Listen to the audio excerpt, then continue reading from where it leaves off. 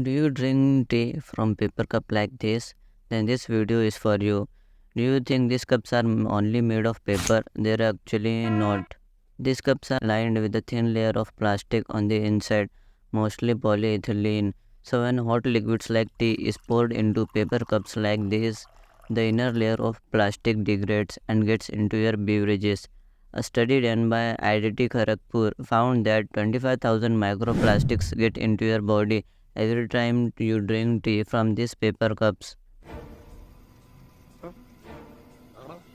Microplastics, apart from being extremely harmful for your body, also contain heavy metals like palladium, cadmium, and chromium. Heavy metals are extremely toxic to the human body and can cause irreversible DNA damage. They are also a known carcinogen. While switching from plastic to paper cups might seem like a good idea, but is it really? So, the next time you have tea or coffee, make sure to have it in a glass cup or a stainless steel cup, or you could use one that is us Indians have been using for thousands of years, a matka.